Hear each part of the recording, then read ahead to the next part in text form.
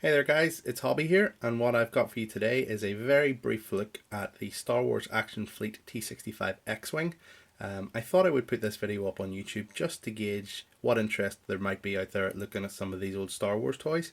I have many boxes of old Star Wars toys made by Hasbro up in my roof space that are gathering dust, and I'm thinking if there's some interest, maybe we could do some videos and have a little look at all that stuff together rather than keeping it gathering dust up in the attic. So let's have a quick look at this. It's, as I said, the Incom T65 X-Wing. It was produced by a company called Galoob in 1995.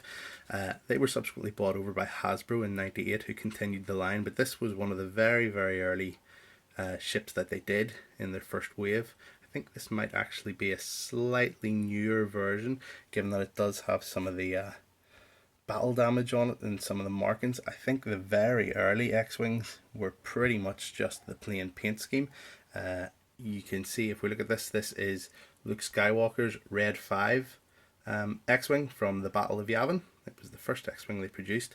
They did produce a couple of other X-Wings with some different paint jobs further down the line, which I have, and we can have a look at those in future videos if there's any interest. Two figures that came with the ship. If we have a look at those, we've got R2-D2. Let's pull him out there if we can. So, Action Fleet astromech droid, pretty standard. Paint job on that. Let's have a look.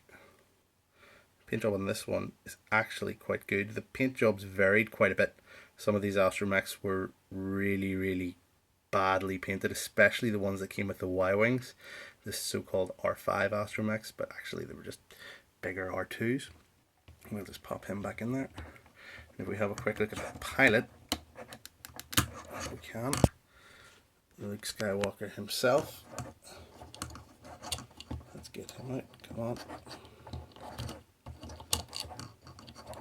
Hard to do with one hand when you're holding the camera. Definitely going to need to invest in a tripod. There we go. So, pretty standard Action Fleet Rebel pilot. We can see if the camera will focus in.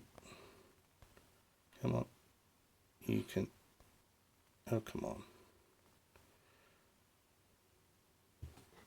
There we go. You can see the red markings on the helmet. It's supposed to mimic the markings from Luke's helmet. Helmet paint job not great, but actually the rest of the figure is pretty good in terms of paint job. Pretty standard Rebel pilot. Back in, there you go. As far as play features concerned on the X-Wing, we have the landing gear, which can be retracted like so. In flight mode, so generally in cruise mode, we've got the S-foils locked in cruise position, but a simple squeeze of the engines will pop them up into attack position, and we can see the X-Wing take its usual profile, which looks pretty good. I think especially sort of the nose back view like that is pretty good. At this point I think we'll just show you all the Action Fleet figures came with a vehicle stand like so.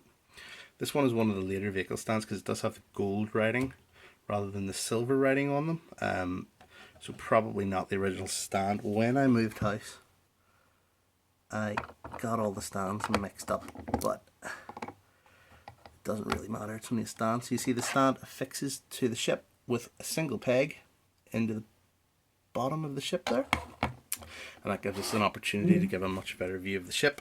So as I say, from the front back, pretty good view. If we then turn it around, we can see the side on profile shot of the X-Wing.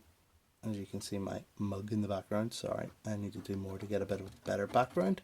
At this point, I can point out the only real problem I have with this X-Wing and all the Action Fleet X-Wings is if you look at the engines, the back here, the top and bottom sets of engines nozzles are not the same length, which they really should be. In virtually all Star Wars media you see, you'll notice that the four engine exhausts are the same length, but for some reason in Action Fleet they decided that they'd make the longer ones at the top.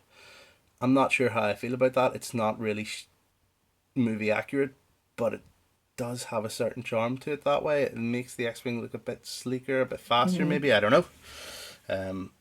Comment on the video and let me know what you think. Do you like the extended nozzles at the front or the classic for the same length look? Quick look at the back of the ship then.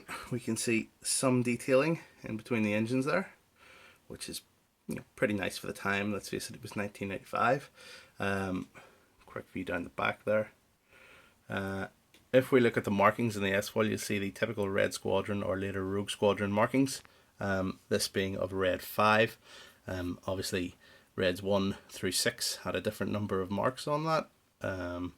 Comment on the video if you know what sort of Red 7s through 12s marking would have been like, because I, being a massive Star Wars nerd, actually have never really figured that out. So if anybody knows, please comment and let me know.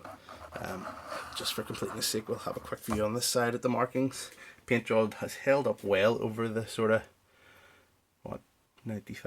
21 years that I've had this ship. Paint job's held up pretty well, I think. So there we have it. That is the Star Wars Action Fleet T65 X-Wing Starfighter, Luke Skywalker's Red 5. If you guys like this video, please do comment and let me know, as I have a lot more Action Fleet and other Star Wars memorabilia that we could video and have a look at together if you'd like. If you like this particular video, please do give me a like. Please comment, let me know what you think I could do better. Obviously I know I need to get a backdrop sorted here and a better camera, but any feedback would be welcome. And if you'd like to see more videos, please do subscribe, and I'll speak to you all later. Have a great day. Bye.